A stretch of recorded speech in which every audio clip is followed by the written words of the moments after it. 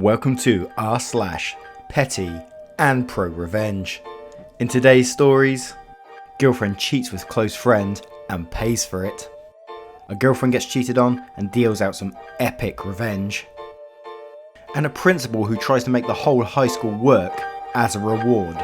What the hell?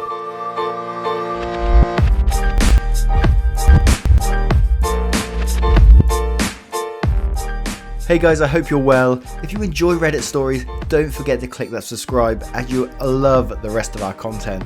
And with that being said, let's get started.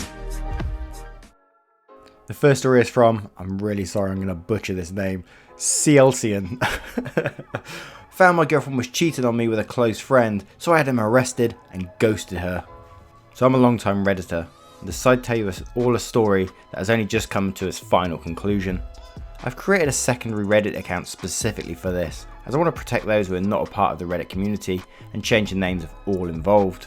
Please tell me if this is not appropriate in r/pro and needs to be moved somewhere else, as I've been a part of this sub before, but friends suggested that I put it here. Apologies if there's any spelling or grammar mistakes. TLDR will be at the bottom, but hold on to your hats, this is going to be a long one. Backstory, incoming sadness. My wife Rachel and I grew up in a largest town of close to 30,000 people. We knew each other at an early age, roughly 6 or 7, can't specifically remember. We were practically inseparable. At 16, we started dating each other. When we turned 18, we moved away for work in a city just a few hours drive away. By 20, we were married and bought our first house. At 22, we discovered that she was pregnant with a boy. It was then disaster struck. About 5 weeks before she was due to go on maternity leave, a large shelving unit collapsed and crushed her. I was told that both her and our child were killed instantly. 2 of her colleagues had also been injured in the accident, one left paralysed, the other losing his leg after it had to be amputated. The company she was working for had, in a cost-cutting measure, decided to continue using old shelving that had been written off as unsafe instead of replacing it. I still haven't quite forgiven those executives and management personnel that made that decision, because they cut short the love of my life as well as killing our unborn child. It wasn't long after I was told that I had a choice on how to proceed with what our company called compensation, but I called it blood money. They wanted to settle out of court to avoid lawsuit. On the other hand, was out for their blood. Just to clarify here, this is not the revenge, this is still backstory. Fortunately, due to the coverage that got and involving several politicians, the case was settled quickly in court, roughly 3 years, in which the payout for all parties was close to 10 times the amount that they had initially offered. A lot of fines were given to them for breaches on work, health and safety, executives were sacked, others were jailed, etc. A story for another time maybe, when I feel comfortable sharing. In this time, I was still working my job in telecommunications. My mother, bless her soul, had moved in while this was happening to help me. I think I would have fallen apart if she hadn't been involved as she was. It was around this time I was offered a promotion, but it involved a lot of travel around the state. I made a request to have an office in my hometown's branch, as I wanted to not only take care of business in the state, but in my hometown, as there was no business representative located there, to which they agreed. After a few months, we settled into a routine of 1 to 2 weeks in city office, 1 week in my hometown, and 1 to 2 weeks visiting the rest of the state. After a year, I decided to buy a house in my hometown, so I wasn't having to stay at my parents' place every week, or so that I was home, and that I could continue to come and go as I pleased. This is important for later in the story. It's about 4 years later that our story begins. Sorry if the backstory was long. I just returned from one of my trips on Friday and was checking in some stuff in my office when Harry, the branch's managing director, walked in. We're grown up together also, but had gone to different schools, but since coming back had developed a very close relationship. He asked how things were, and then asked me if I wanted to come to a house party that he was having that evening. Short notice and all, but I said yes. I felt like a few drinks with friends were in order. It was there Harry introduced me to Catherine. She was a new hire to the branch where my hometown's office was located and was getting to know everyone being new in town. We hit it off immediately. As much of a cliche as it sounds, it was almost as if Rachel was in front of me instead of Catherine. I won't bore you too much with the details, but after 2 years of dating, we decided to take the next step and she moved into my hometown's house. Everything up to this point had been going really well. Catherine and my parents got along, and Rachel's parents also approved and were happy that someone could make me just as happy as Rachel had done. All was going well for close to a year when things began to change. Skype sessions were cut short suddenly. Neighbours would tell me about how a car, described to me like it was Harry's, was always parked in the back alley near my house whenever I was away. Some clothes that weren't mine were in my wardrobe. All signs pointed to her cheating, but she said nothing was happening. She said Harry would come over occasionally to discuss business, etc., but never stayed the night. I chalked up to me being paranoid and continued on as if nothing was wrong, but there was always this feeling that something wasn't right. It was close to 6 months after I discovered that she'd been lying to me. I just finished up closing a rather large contract with a new company, and negotiations had wrapped up earlier than I had anticipated. So instead of sticking around for the next few days, I decided to pay for an early flight home and surprise everyone. Fast forward a few hours and I drive into my hometown and down the alley behind my house so that I could get into the house without being seen and surprise Catherine. Some part of me was curious, however, as to whether the mystery car was there. Sure enough, there was a car that was blocking the back entrance gate. I was confused for a moment, wondering if it had just been a neglectful neighbour parking, only to realise that it was indeed Harry's car. If it hadn't been for the high hedge line that I put in a few years back for privacy, I may have well driven past my own place, pulling up behind his car. I got out and thought it was strange that he was there so late, as she claimed that he always had left by now. As I approached the back of my house, I saw something that made my stomach drop. In my kitchen, Catherine and Harry were going at it hammer and tong. I froze. Time stopped. There was my close friend having sex on my kitchen bench with my girlfriend. I didn't know what to do. So many questions were running through my head. Was this real or was I dreaming? Why were they having sex in my house? Feeling defeated, I turned and left without them seeing me. I sat in my car for what felt like an eternity. I was crying hard, but the sadness quickly turned to anger. The same kind of anger I felt towards those that were responsible for Rachel's death. I wanted to hurt them, badly. As a pacifist, I didn't believe in violence. It was then I knew I was going to punish them and destroy their lives. And what better time to start than now? I moved my car back up the alley, far enough away from my driveway that I could still see Harry's car, and then I walked to the back gate where I could see into the house and called her phone. They were still going at it when it rang. They both looked at the caller ID and did a double take when my name came up. I could see that she was considering answering it, and they let it ring out. After a few moments, they were back into it again, and I dialed once again. This time she did answer. As she was answering, I hung up and made my way back to my car. As soon as I did, she called me back. She asked me why I was calling as late as I was, and I told her that I was about 10 minutes from home and didn't want to scare her coming in. She obviously was shocked and acted happy that I was coming, and the call ended very quickly after she said she was going to get up and get changed into something. I said bye and hung up. A few moments later, Harry came peeling through the gate and still half naked, jumped into his car and took off like a bat out of hell. I smiled a little, knowing the fear that both of them would be feeling from being so close to being caught. I waited a few moments before turning my car into the same place Harry had been moments earlier. The night was fairly uneventful afterwards, and it wasn't until after she was asleep that I got up and went to my office down the hall. I couldn't sleep. I needed to plan, and plan I did. The revenge. My mother always taught me to be a pacifist and to allow cosmic karma to take its course, but on this occasion, I decided that karma could use a helping hand. I decided to punish them separately, but destroy both of them. I knew that Harry had a drug habit, nothing major, but he kept it very private. I only knew about it accidentally after seeing some coke and weed left out in his place, but pretended I hadn't seen it when he had made attempts to cover it up. I began calling some of my unsavoury clientele and made a few discreet inquiries into obtaining some samples that they were willing to part with.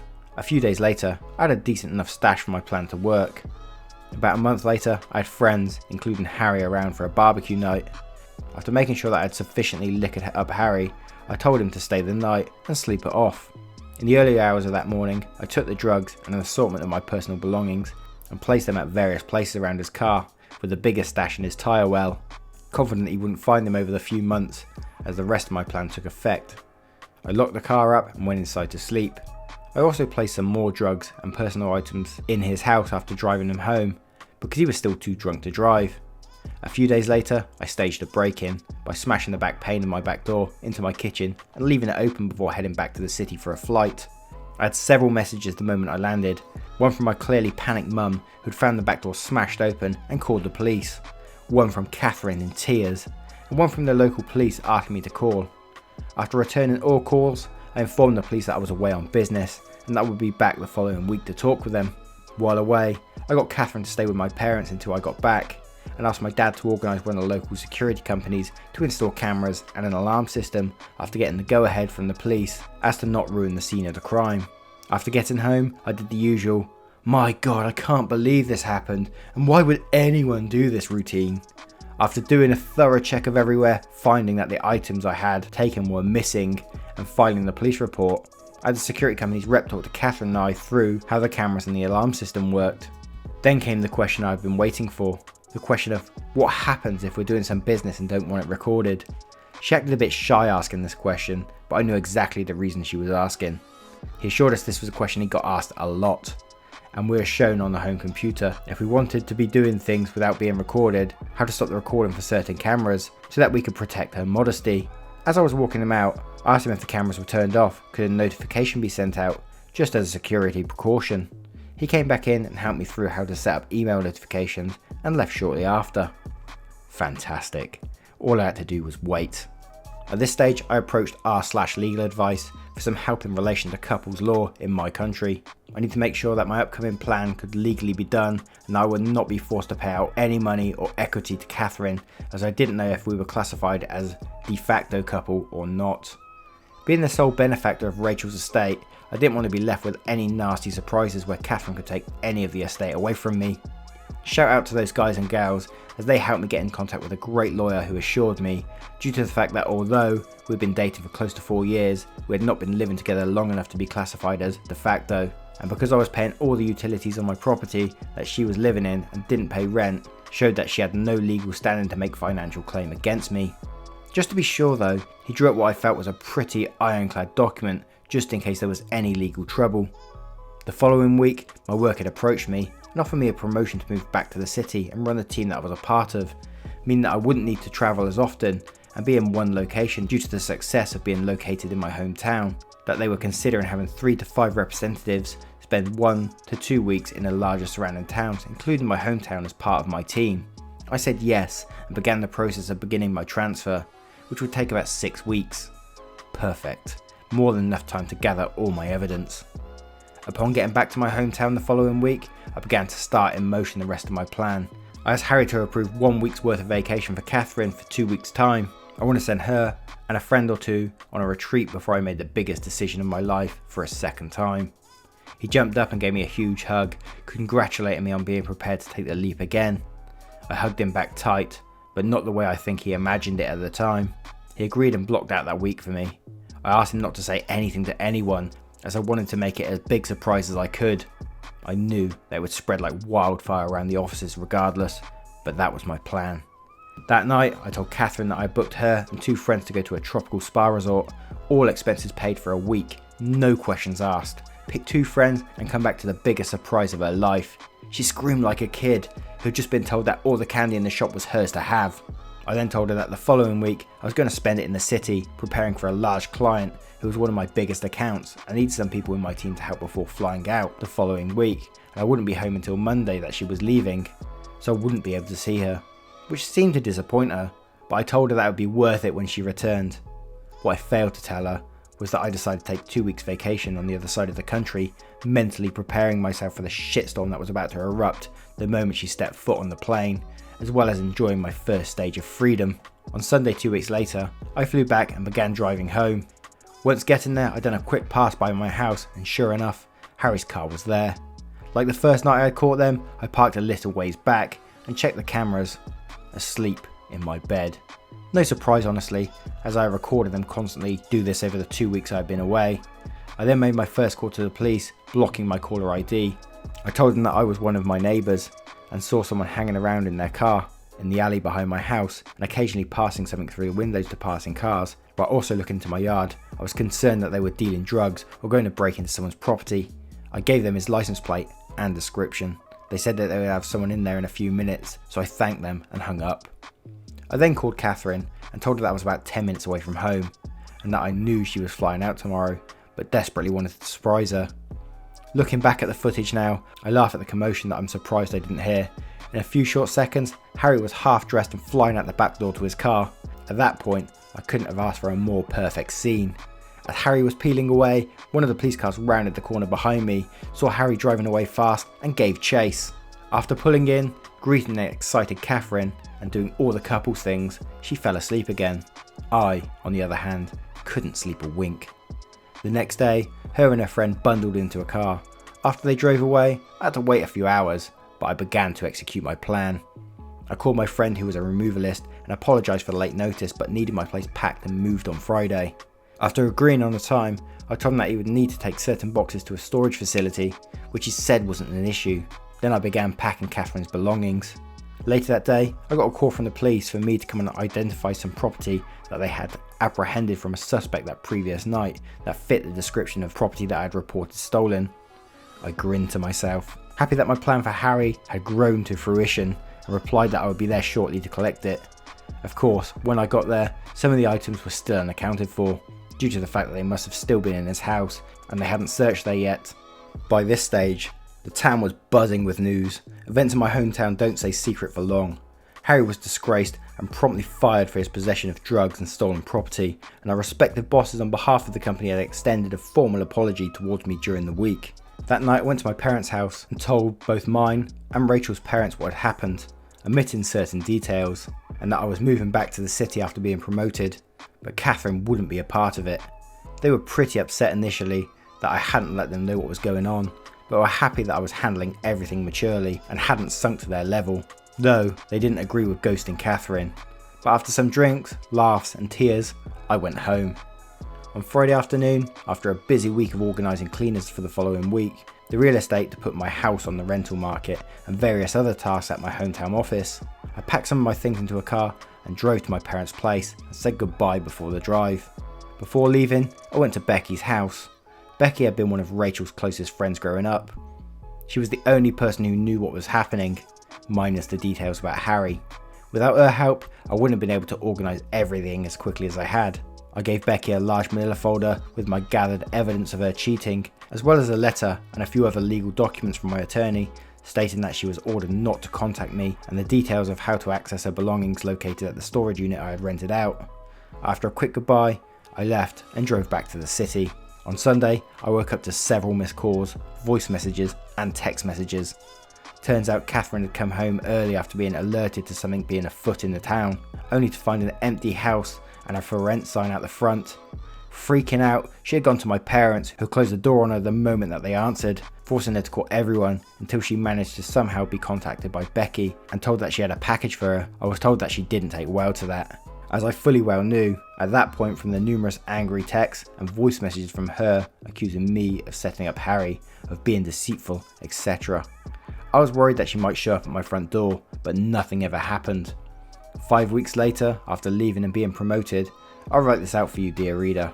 Granted, it's long, and it took a few rewrites to shorten it down from my initial 14 pages, double what the story is now, but I felt that most of what was said was important enough for the story. Wow, what an epic story that was. Holy moly, the guy had some planning, you know. If you would have saw that going on your kitchen table, I think I would have absolutely just freaked out there and then. But to go away and make some plans like he's gone, this is verging on nuclear revenge, I think. Absolutely love it though. What are your thoughts on this, guys? Let me know in the comments below. I'd absolutely love to hear them. Our next story is from Jenna Bear. How I got revenge on my cheating ex. Hello Reddit. I don't really know where this post should go, but ProRevenge seemed like a safe bet. Let me know what you think in the comments below, and please enjoy. It's a long one, but hopefully it'll be worth it. This story takes place almost 12 years ago, so I'll do my best with the dialogue and details, but admittedly, some things are a little fuzzy.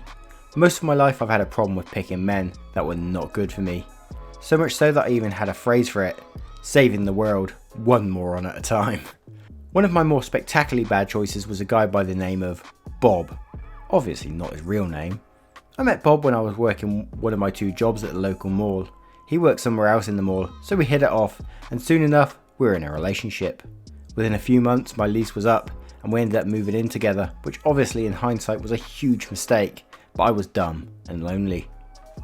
Soon enough red flags began to fly. He would say things in common conversation that was simply incorrect, like there's only 4 continents and the rest are actually owned by the Martian government and thus don't count, etc.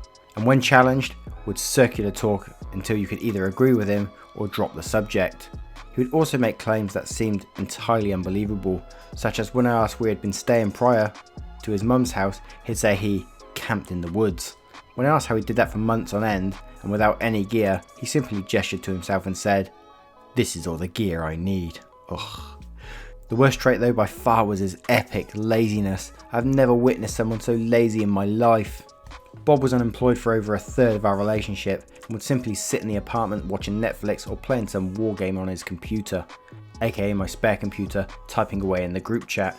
He would never clean up, even after himself, leaving dirty dishes in the sink and filth on every surface, while only taking a shower maybe once a week. The smell that permeated my apartment could only be described as revolting and could easily gag a maggot. I would inquire a few times a week on his job hunt, only to be dismissed or given a growing amount of excuses such as, "But I don't have a car, how would I get there? The bus doesn't run in that area, the internet went down so I couldn't apply," etc, etc. Meanwhile, I'm working double and triple shifts at my job to try and make up lost income and running them all over town in my off time, getting applications and helping him fill them out and turn them in. Keep in mind he doesn't have a cell phone, so all of these apps have my contact info on them. Thus began the era of him holding my phone while I'm at work so he can make calls or schedule interviews as well, as I can get hold of him from my store phone if I needed to. Things began getting weird. He began staying up later and later on this group chat, sometimes till almost dawn. Sometimes we would hang out all evening until it was time for bed. Then he would always make some excuse why he needed to check the game before bed, and he'd be right there. Hours would pass, no Bob. I began to get suspicious, but nothing incriminating seemed to be taking place, so I just shrugged it off as me being insecure. Then he started asking to use my car to go and see his best friend, Ben. Now I wasn't super uncomfortable with this, but I did know Ben pretty well. We got along almost better than Bob and I did, so I guess to a degree I trusted Ben more than Bob and agreed to it. This happened a few times while I was working the evening shift, and he was always back at the allotted time with my car and my phone, and relatively grateful for the opportunity to hang out with his buds. Suspicious, yes, but I'm the kind of person that is loyal and trusting to a fault, and don't assume anything without proof from every angle. All seemed to be on the up, and so I took it at face value. So one day he asked to borrow my car and go with his friends to a card gaming tournament. He put on a great show telling me how the prize money would help us out, and with the deck he had, there was no way he could lose. I just had to let him use my car and phone this one last time, and he would be able to buy himself a phone with the prize money. I wasn't a huge fan of the idea, but nothing untoward had occurred in the previous instances, and I didn't feel like spending my only day off at a card game convention that I literally couldn't care less about, so I acquiesced. I bought myself a couple of green monsters and some vodka and had my own little personal drunk party. Hours ticked by and no Bob. Eventually I passed out, only to wake up at the crack of dawn, violently sick. This went way beyond the hangover. I started retching in the bathroom until there was nothing left but bile, but the retching wouldn't stop. Hours ticked by and I lay in my bathroom floor sweating and convulsing with no phone, no car and no Bob. I eventually was able to crawl to my room and wrap myself in a bathrobe before crawling down my apartment building stairs and begin knocking on the closest doors. It took 3 apartments before someone opened the door and allowed me to use their cell phone to call my mum. My mother was at my apartment in 6 minutes flat and rushed me to ER where I was diagnosed with an aggressive antibiotic resistant strain of C. diff. Bob finally showed up later in the afternoon, phone and car keys in hand, looking very concerned and claiming to be deeply apologetic, but my mum hated him from that point. I was out of hospital and back to work within a few days, but it was the beginning of the end. During these last months, we were constantly scraping by due to his lack of consistent income and poor spending habits. There were jobs gotten and there were jobs lost for various reasons throughout our relationship, but the final job was one I helped him get, literally 3 buildings down from my own workplace. This company rents furniture and electronics on a weekly/monthly basis, and I happen to know most of the employees and the hiring manager as they are regular customers at my coffee establishment. I was able to use what little swear I had to get him on there, and he accepted the job as a delivery man. Within a few weeks I come home from work to find a brand new TV and entertainment system and him grinning like an idiot. I tell him we can't afford this, we can barely afford to eat and surviving off scraps I bring home from work. He talks about his amazing employee discount and assures me it's no big deal that the rental fee will just come out of his check, etc. I was pissed. Not only had he not consulted me, he also had me on the account as well. My info had been taken from the credit app I filled out as a favour to help their numbers, so if he flaked, I was liable. Fast forward another few weeks, the rent is late and we're receiving eviction notices on our door. I come home from work and the TV is mysteriously gone. Thank goodness, I think. He finally realised we can't afford it and took it back. He gets paid, rent gets paid, and all as good as can be. until I found a porn slip for the TV in his pocket as I was doing the laundry, and I went ballistic. He assured me he had plans to get it back in the works and not to worry about it. It will be taken care of soon and no one will be the wiser. I was too pissed to catch on the secrecy of the situation. A few more tense weeks go by with him working mornings and myself working evenings, while we shared one phone and car, until that fateful day arrived. I woke up in the morning with a migraine headache and opted that Bob take the car but leave me the phone so I can call someone later for a ride to work. A few hours of uncomfortable sleep go by before I am woken up by my phone. I answer the phone still groggy. Hello? There's a long pause on the other end of the line until a female voice asks, is Bob there? I felt a sickening feeling in my gut and began to shake. Is this real? Am I dreaming? No, he's at work right now. This is his wife. Total lie, but hey. Is there something I can help you with? I wasn't rude, I phrased it as a genuine question, rather than an accusation. Another long pause before she began to stammer, and maybe she had the wrong number, but it was obvious she just wanted to get off the phone with me as quickly as possible, and I realised in that moment that I desperately needed her. Please, I said with an edge of desperation in my voice. I don't know what's going on, but I really need somebody to tell me the truth. The last word came out in a sob. I sat there for a moment in silence trying to quell the urge just to cry uncontrollably. Listen, the voice on the other end was almost gentle. I need to make a few phone calls, but I promise you I will call you back. She said it calmly and with so much conviction that I really wanted to believe her. Please, you promise, I almost begged. I promise, she replied. Okay, I took a deep breath and released it. I'll talk to you soon, and hung up. I then proceeded to aggressively pace my living room floor, staring at my phone while chain smoking and muttering to myself like a crazy person. I knew who she was calling. I was replaying all those little red flag moments in my head from the last few months, pinning down dates or behaviour I found suspect when the phone rings again. It's her. I froze for a moment, shocked she followed through and called me back, terrified of what this meant. I answered the phone, and what followed was the most soul-crushing 45 minutes of my life. After initial introductions, June, again, not the real name, and I began comparing stories, and it became glaringly obvious what was happening. They had been in a relationship several years prior, and had run back into each other on the aforementioned war game, where they began to flirt on group chat. All those nights he'd been spending on the computer, he'd been chatting with her. All those times he'd go hang out with his friends, he'd been using my car to take her out and my phone to communicate with her.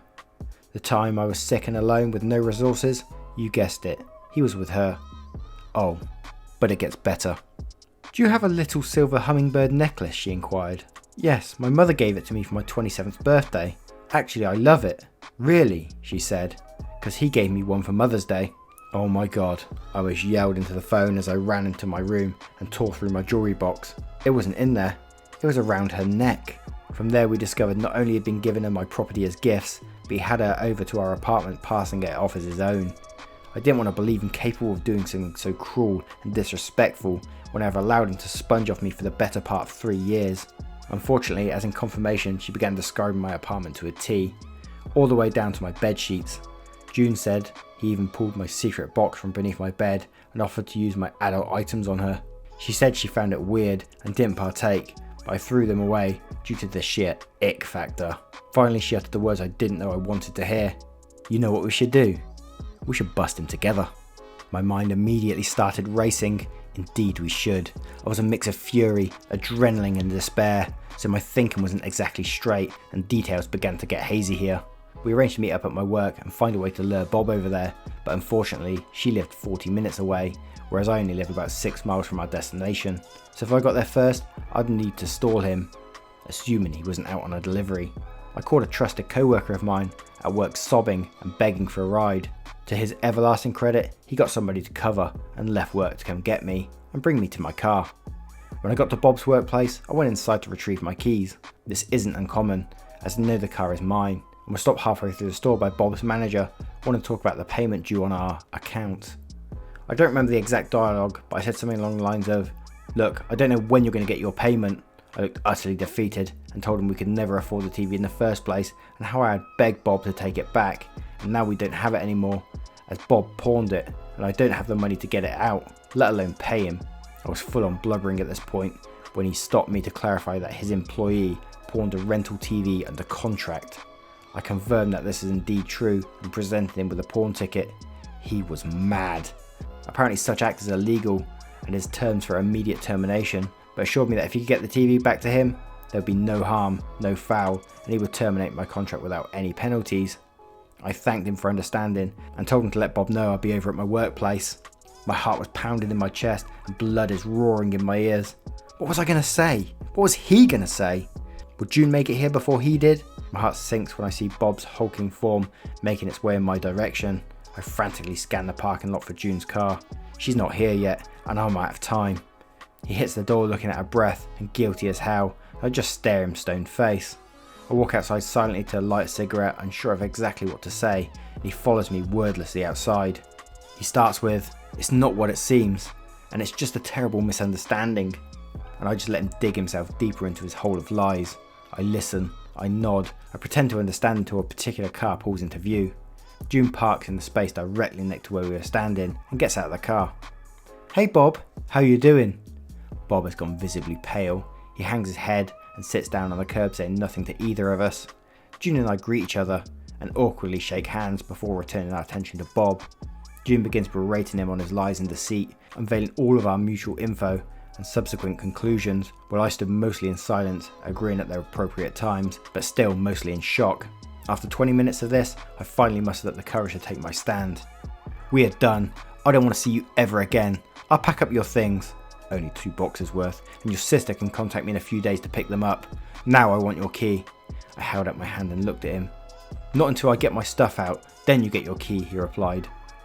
I tried to argue, but he continued to refuse, and used his large stature to his advantage, knowing I had no chance in a physical altercation. He turned and walked away, heading back towards his workplace. June and I talked a little more before she handed me my hummingbird necklace and left. I stood there alone, staring at nothing, trying to wrap my head around what just transpired, and then I cried. Oh, how I cried. Now with nowhere else to turn, I had my only one call to make, to my mum. The moment she answered, I unleashed this deluge of words at her that were half sobs and half rant. "Stay right there, I'm coming," she said. God bless my mother. Soon enough, both my parents pulled up in my dad's truck, and my mum gets out to comfort me and gives me hugs. I look at the driver's seat and see my father with his jaw clenched and a death grip on the steering wheel while staring straight ahead. Oh crap. They take me to the pawn shop and my parents write a check for more than $500 to get the TV out. We drive straight over to Bob's workplace and return the TV to the manager. As the manager finishes up the cancellation paperwork, my dad spots Bob pacing around the back of the parking lot, talking frantically on the phone. Unfortunately, I didn't get to hear the ensuing conversation, but my dad returns within a few minutes, holding my house key and looking victorious. "I believe this is yours," he says, and hands me the key, then pulls me into a hug, and I cried a little into his shoulder. My dad gave me a squeeze, kissed my temple and whispered into my ear, "They're firing him." I leaned back and looked at my dad, and he just smirked and said, "Now he's jobless and homeless." I thought about it for a second before I said in my most sarcastic tone, "Oh, I'm so sorry to hear that." We laughed about it a little, and my parents gave me some words of wisdom before leaving me to drive myself home, where my best friend was already waiting to keep me company.